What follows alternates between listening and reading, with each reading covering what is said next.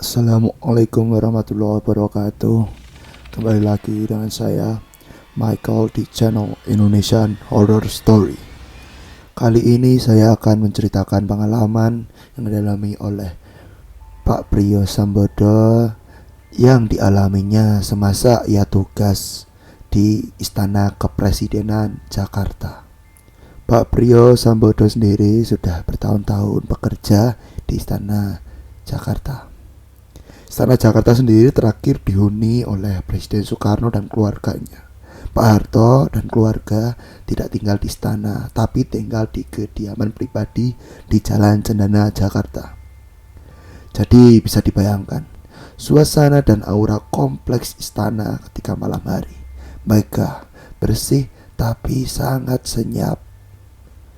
Di zaman Pak Harto sendiri tidak ada staf istana yang berani masuk ke bangunan istana. Selain memang gak ada perlunya, juga karena selalu ada aja yang mengganggu.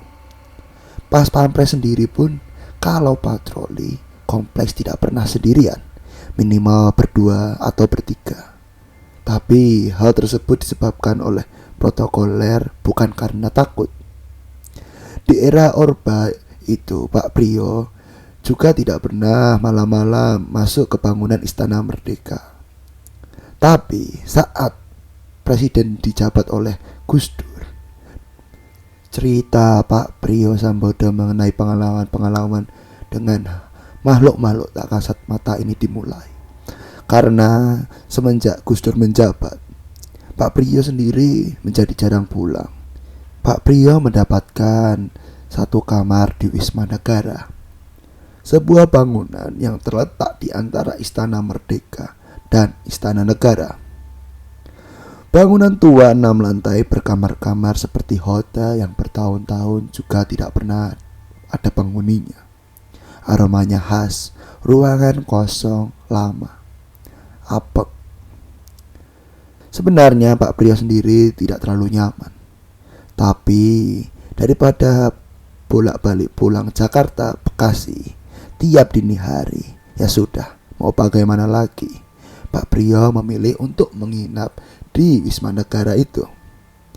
Meski Pak Priyo sendiri sudah mendengar cerita mistis yang macam-macam. Di istana tersebut sudah sangat terkenal cerita mengenai hantu seorang gadis kulit putih yang sangat cantik, yang suka mengganggu siapa saja. Konon katanya gadis tersebut dulu bunuh diri karena hubungan asmaranya dengan pemuda Indonesia tidak direstui oleh orang tuanya yang adalah pejabat Belanda. Dari beberapa cerita yang pernah didengar oleh Pak Priyo, katanya sosok tersebut sangat cantik, rambutnya pirang dikepang dengan menggunakan rok panjang berenda-renda. Ketika awal-awal Pak Priyo ini menginap di Wisma Negara tersebut, Pak Priyo harus membuang jauh-jauh mitos-mitos itu dari kepalanya. Saat itu jam sudah 1:30 dini hari. Pak Priyo harus segera istirahat karena kebiasaan Gus Dur setiap subuh harus olahraga pagi. Sehingga Pak Priyo setelah menyelesaikan tugasnya melangkah dengan perlahan dari Istana Merdeka menuju Wisma Negara untuk istirahat. Di halaman istana, Pak Priyo melewati satu pohon uni yang sangat besar, juga terkenal angker. Kabarnya sering ada penampakan perempuan bergelantungan di atas pohon tersebut, menangis-nangis lalu tertawa cekikikan.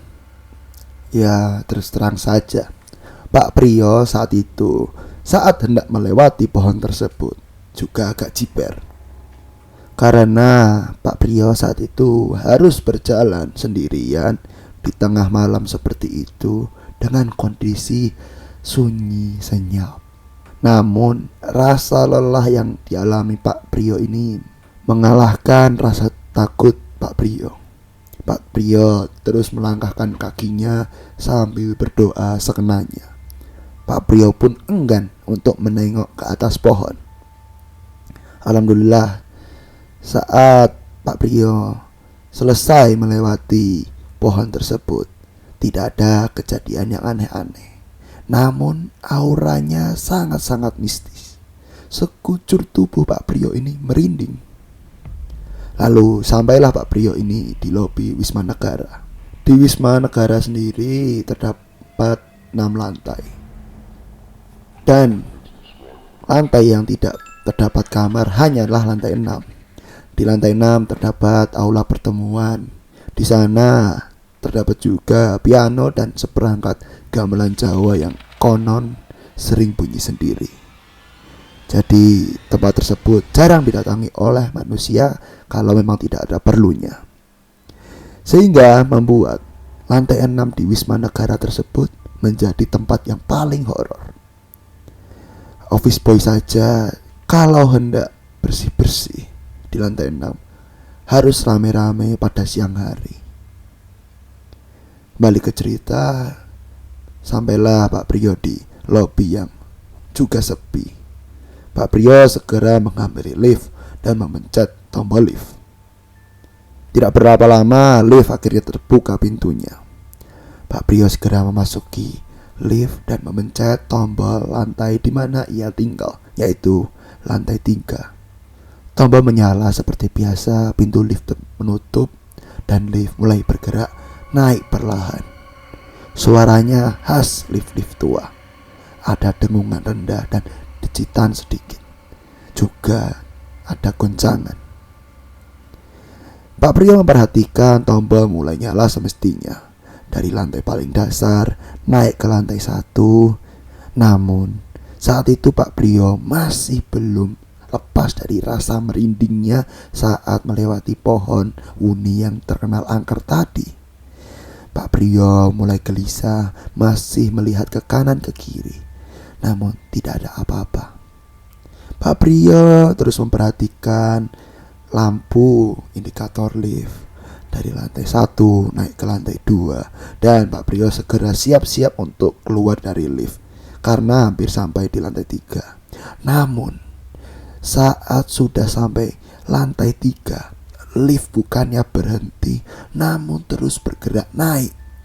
Pak Priyo refleks panik saat itu.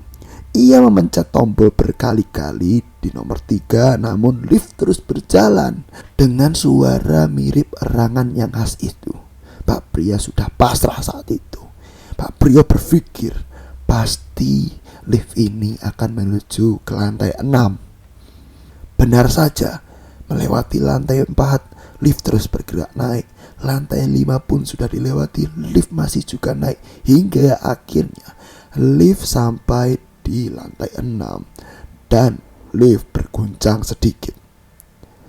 Pak Priyo diam saja mematung saat itu.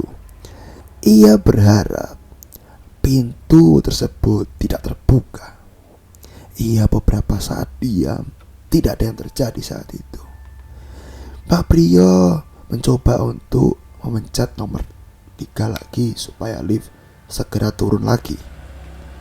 Namun sebelum ia sempat memencet nomor 3, pintu lift mulai terbuka perlahan. Pak Priyo dapat menyaksikan ruangan di lantai 6 itu gelap gulita. Tapi di dalam temaram, Pak Priyo bisa menyaksikan ada beberapa meja-meja bundar dan beberapa kursi yang dipakai untuk meja pertemuan. Semuanya kosong sepi kecuali satu meja di sudut kiri. Di satu meja di sudut kiri tersebut, Pak Priyo melihat ada perempuan duduk sendirian membelakangi Pak Priyo sambil menangis. Pak Priyo tahu sosok tersebut menangis karena ia tertunduk di meja. Dan Pak Priyo bisa mendengar isak tangisnya yang sungguh amat pilu. Sosok tersebut seakan-akan sesenggukan sendirian di dalam kegelapan. Sosok perempuan muda tersebut mengenakan rok indah berindah-indah. Warnanya kurang jelas, Tapi yang jelas yang dilihat Pak Priyo saat itu, rambutnya pirang emas digepang api. Pak Priyo shock.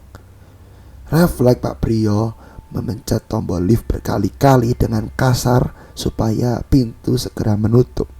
Namun lift tidak menunjukkan reaksi sama sekali. Sebenarnya Pak Priyo ini bukan tipe orang yang mudah takut dengan hal-hal seperti itu. Pak Priyo sudah pernah mengalami hal-hal gaib sebelumnya. Namun saat itu Pak Priyo sangat panik. Yang Pak Priyo takutkan saat itu adalah apa yang akan dialaminya selanjutnya ketika Pak Priyo dipaksa menyaksikan itu semua. Di saat kejadian tersebut, waktu seolah-olah berjalan sangat lama.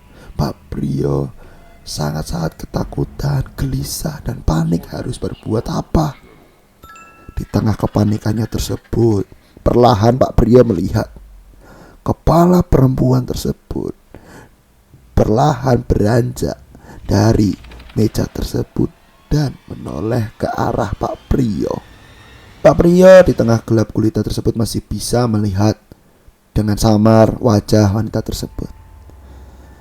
Wanita tersebut masih sangat muda. Wajahnya adalah tipikal wajah gadis kulit putih Eropa, dengan jemarinya yang mengusap air matanya dengan anggun. Pak Priyo masih mematung tak berdaya dengan lemas. Setelah itu perlahan sorot matanya bergerak menuju Pak Priyo. Lalu sosok tersebut tersenyum ke Pak Priyo dengan sangat cantik.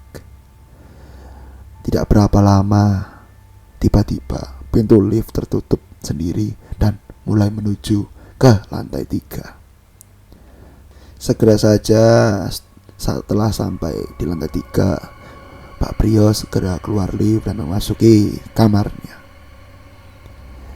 Saat itu, pada malam itu, Pak Priyo masih kebingungan dengan hal yang dialaminya hari itu. Di malam tersebut juga Pak Priyo mendengar banyak suara musik piano ditambah suara gemuruh banyak orang yang seperti seolah-olah sedang berpesta. Hal tersebut adalah salah satu kejadian yang paling seram yang pernah dialami oleh Pak Priyo. Sekian untuk cerita hari ini. Jangan lupa komen, share, dan subscribe channel Indonesian Horror Story. Jika kalian punya cerita-cerita horor, kalian bisa kirimkan melalui DM Instagram @Indonesian Horror Story. Sampai jumpa di cerita-cerita selanjutnya. Assalamualaikum warahmatullahi wabarakatuh.